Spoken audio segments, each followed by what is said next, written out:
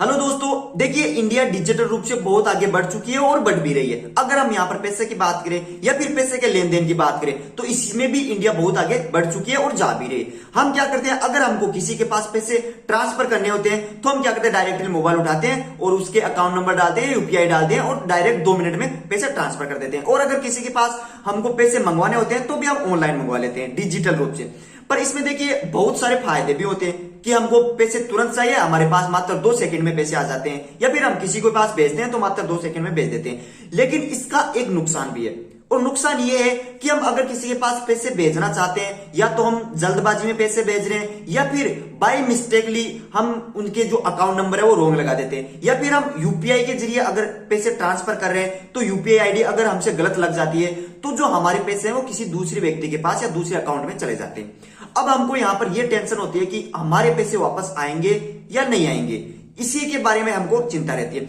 आज इसके बारे में मैं आपको बताने वाला हूं कि अगर आपने बाय मिस्टेक किसी दूसरे अकाउंट में अपने जो पैसे डाल दिए हैं उसको आप वापस कैसे मंगवा सकते हैं। इसके देखिए 2 तरीके होते हैं, मेनली 2 तरीके से आप अपने जो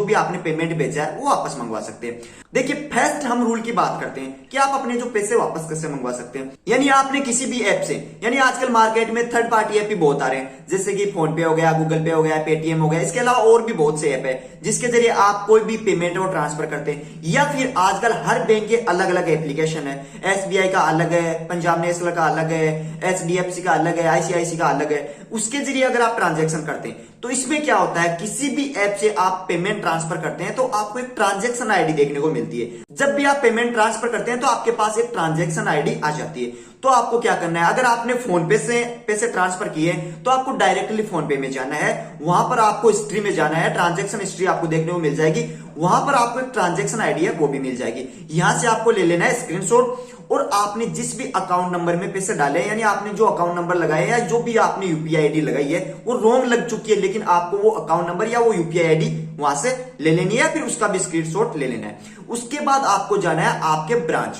ब्रांच में डायरेक्टली आपको मिलना है आपके बैंक ब्रांच मैनेजर से, और वहां पर आपको जो भी आपकी सिचुएशन है, आप किसी और के पास पैसे ट्रांसफर कर रहे थे और बाय मिस्टेक या गलती से आपने किसी और के पास पैसे ट्रांसफर कर दिए, वो यहां पर आपको बताना है। इसके बाद देखिए आपको क्या करना है, एक एप्लीकेशन फॉर्म आता है, वो एप्लीकेशन फॉर्म भरना है, और वहां पर आपको आपके आधार कार्ड की जीरोक्स लगा देनी है, और जितने भी आपने अमाउंट वहां पर भरा था या जितना भी अमाउंट आपने ट्रांसफर किया था वो अमाउंट वहां पर आपको डाल देना है। उसके बाद क्या होता है, देखिए बैंक मैनेजर के द्वारा उस खाते या उस जो अकाउंट होल्डर है उससे संपर्क किया जाएगा, और अगर उसने हाँ कर दिया कि मेरे अकाउंट में बाय मिस्टेकली इतने रुपए वो गलती से आ चुके हैं और मैं वापस देने के लिए तैयार हूं, तो आपको कोई प्रॉब्लम नहीं है, आपके पैसे डायरेक्टली आपको वापस मिल जाएंगे। लेकिन दोस्तों कई बार क्या होता है, कोई अकाउंट होल्डर है वो मना कर देता है कि मेरे पास तो ऐसे पैसे वो नहीं आए, या फिर मैं नहीं दूंगा, या इस तरीके कोई बैलेंस आया ही नहीं मेरे पास। तब आपको क्या करना है, इसके लिए यहां पर आपको रूल नंबर 2 अपनाना है, ठीक है दोस्तों। और रूल नंबर 2 क्या है, इसके बारे में यहां पर मैं आपको जानकारी दूंगा। देखिए जब दूसरे अकाउंट होल्डर ने आपको पैसे देने से मना कर दिया है, या फिर उसने बोल दिया है कि इस प्रकार का कोई ट्रांजैक्शन मेरे अकाउंट में हुआ ही नहीं है, तब आपको क्या करना है, तब आपको कोर्ट जाना है, फिर कानून की सहायता लेनी है। इसके लिए आपको एक वकील से मिलना है, वकील को पूरी सिचुएशन बतानी है